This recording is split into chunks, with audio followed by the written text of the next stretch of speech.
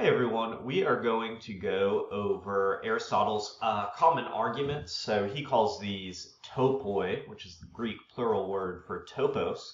We're going to learn 8 of those today, and then you are going to take those 8 or you're going to pick one of these 8 types of argument, and you're going to make your own analysis of an argument that you find in culture. So let's go through this slideshow. Not very pretty, but it's got all the information that you need.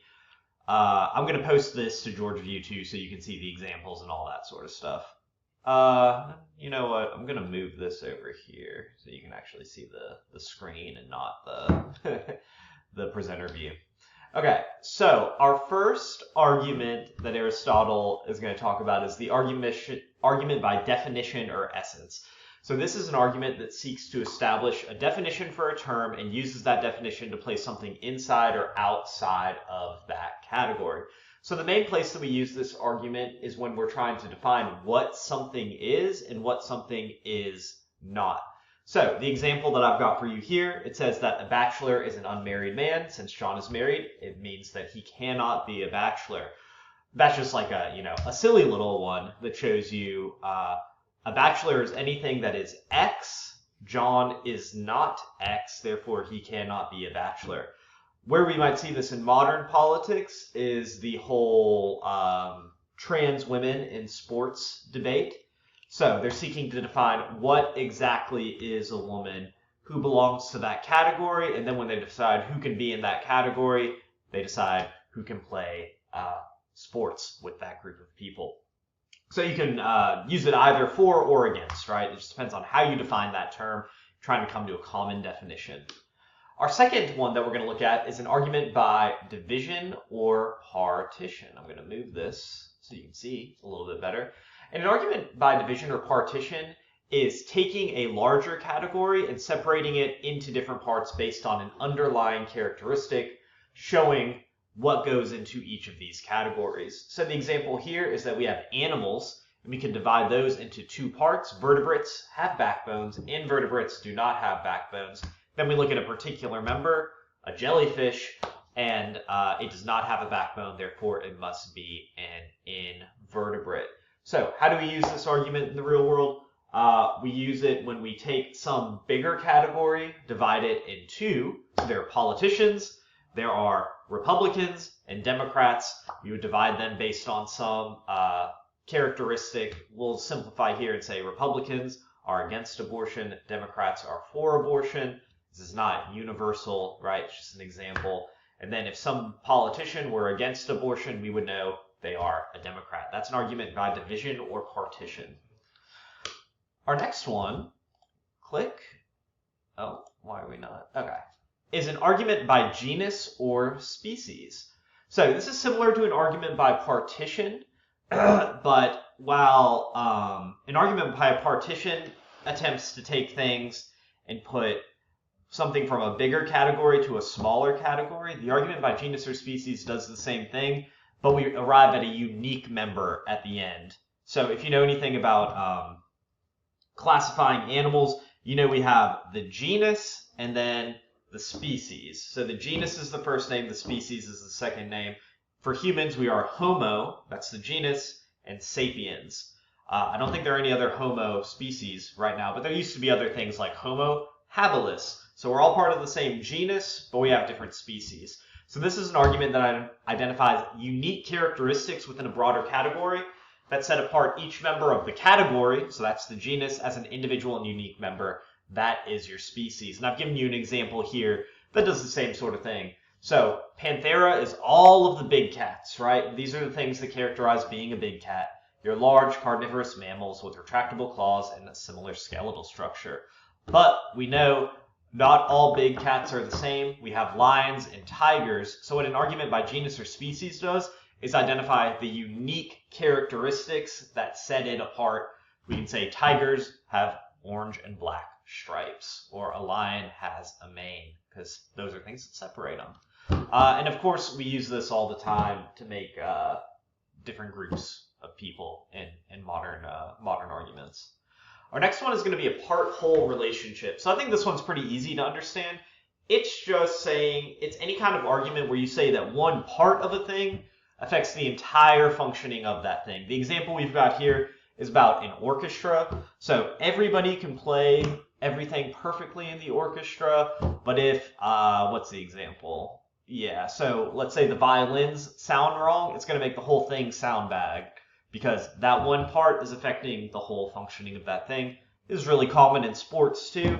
If you've got 21 players in football all doing their job, playing perfectly, but the quarterback isn't any good, that's going to affect the whole performance of the team. And of course, we use this all the time in modern politics and society and culture in general, right?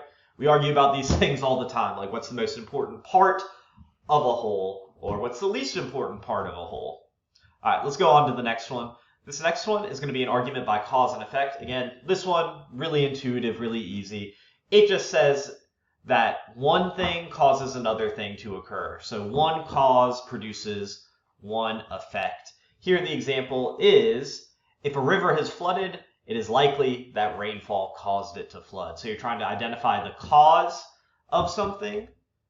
Like we look at an effect and try to identify the cause, or we look at the cause and try to identify what effect it might have. So that one's really easy. I don't think we need to spend too much time on that one. Okay, our next one is going to be an argument by opposition or contradiction. So this one's a little more complicated, it's a little more complex, but it's an argument that attempts to show how a statement holds itself in contradiction to prove the falseness of the statement. So we're using this argument almost exclusively to show how something is not true. The example that we gave here is somebody says, a politician says they're completely honest, and then they say something that is false.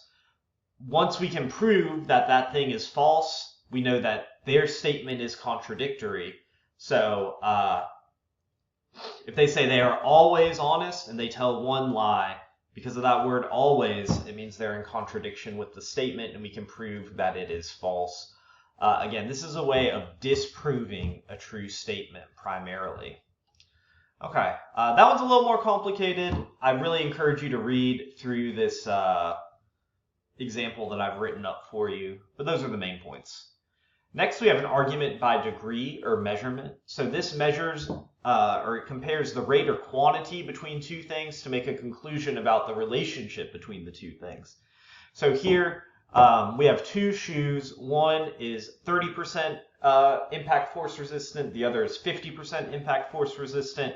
We can determine that the second one has better rate of impact force resistance. Therefore, athletes who want to minimize their injury risk should use the second one, right? So we're looking at how often or how much two things do the same thing, and then we make a conclusion based on this. A fun fact is this is one of the arguments that Aquinas uses to prove the existence of God in the Summa Theologica, which is his big book on religion. You can agree or disagree with his argument, but it's basically that if we have comparative rates of good things, there must be something which is the absolute best thing, and that for Aquinas, that absolute best thing is God.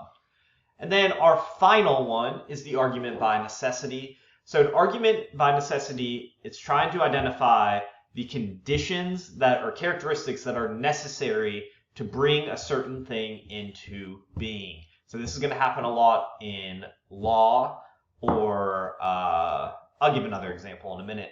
But here it says in contract law, in order for a contract to be binding, there has to be some level of mutual consideration. There must be some exchange of value.